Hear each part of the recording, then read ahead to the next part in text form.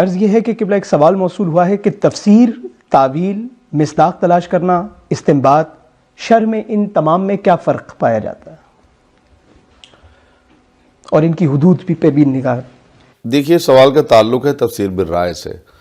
جب ہم تفسیر بالرائے کی بات کرتے ہیں تو ہمیں محتاط ہونے کی ضرورت ہے کہ ایک آیت قرآن مجید کی جب ہم پڑھتے ہیں تو سب سے پہلے ذہن متوجہ ہوتا ہے کہ اس کا مصداق کہاں پایا جاتا ہے، تو مصداق کی تلاش ایک، پھر جو بات ہوئی ہے اس کو ایکسپلور کرنا کہ یہ جو خدا نے کہا ہے تو خدا کیا کہنا چاہتا ہے، یہ دوسری چیز ہے۔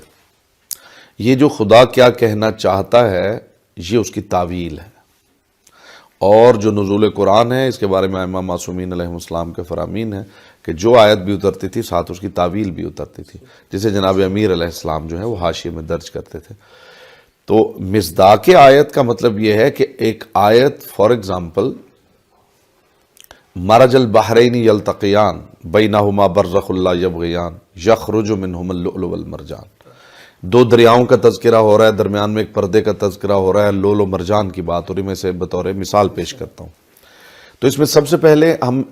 متوجہ ہوں گے کہ مصداق کیا ہے اس آیت کا، وہ دریا کہاں ہے، وہ پردہ کون سا ہے، وہ لؤلؤ و مرجان کیا ہے۔ تو اس مصداق کو ڈھونڈنا جس کے بارے میں آیت بات کر رہی ہے وہ عقل انسانی کا کام ہے کہ اسے ڈھونڈے کہ وہ مصداق کون ہے۔ اور عقل انسانی جو ہے وہ جب متوجہ ہوتی مصداق ڈھونڈنے کے لیے تو بحیثیت شیعہ ہمارے پاس اس میں پہلی جو سب سے اہم بات ہے وہ یہ ہے کہ ہم قول معصوم کی بنیاد پہ اسے ڈھونڈیں۔ آپ اپنے نظریے، اپنی سوچ، اپنی اپروچ کے مطابق اسے نہ ڈھونڈیں، پہلے آپ قول معصوم پڑھیں کہ معصوم نے اس کے بارے میں کیا کہا ہے۔ جب معصوم کا قول آپ کو مل جائے تو اس کی روشنی میں آپ مصداق تلاش کریں۔ جب آپ قول معصوم کی روشنی میں مصداق تلاش کریں گے تو وہ ضروری نہیں کہ ایک ہو، وہ بہت سے ہو سکتے ہیں، کیونکہ قرآن مجید جو ہے اس کے ظواہر بھی ہیں، اس کے بواطن بھی ہیں۔ یعنی ظاہری اعتبار سے بھی آپ کو دو دریا مل جائیں گے جو ایسے ساتھ ساتھ بہتے ہیں، ان کے کلرز مختلف ہیں، ان کے ٹیمپریچرز مختلف ہیں، ان کے ذائقے مختلف ہیں، اور وہ آپس میں جو ہیں وہ مرج نہیں ہوتے، وہ بھی آپ کو مل جائیں گے۔ وہیں پہ نیچے لؤلؤ اور مرجان بھی جو ہیں وہ پائے جاتے ہیں، تو وہ بھی۔ اور باطنی اعتبار سے پھر قول معصوم موجود ہے کہ علی اور فاطمہ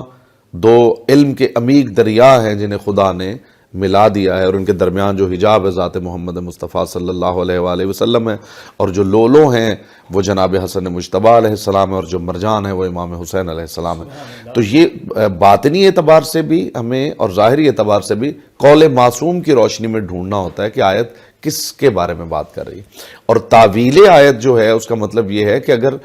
لؤلؤ مرجان کی بات ہو رہی ہے تو لؤلؤ مرجان ہی کی کیوں ہو رہی ہے؟ اگر انجیر کی بات ہو رہی ہے تو پہلے تو انجیر کو ڈھونڈنا کہ انجیر کیا ہے، ظاہری اعتبار سے بھی باطنی اعتبار سے بھی، یہ ہے مصداق کی تلاش۔ لیکن انجیر ہی کا ذکر کیوں، آم کا ذکر کیوں نہیں آ رہا، یہاں پہ کھجور کا ذکر کیوں نہیں آیا، یہاں انجیر ہی کا ذکر کیوں آیا ہے؟ اور ظاہر اور باطن جو ہے ان کے درمیان تطابق کیا ہے، اس کو ڈھونڈنا اور اس کے بارے میں بات کرنا، یہ تعویل آیت ہے، یہ تعویل آیت ہے۔ قبلہ یقیناً آپ کے خوبصورت جوابات سے ہمارے ناظرین اور تشیع ٹی وی کے جتنے ناظرین ہیں بے حد محظوظ ہو رہے ہوں گے۔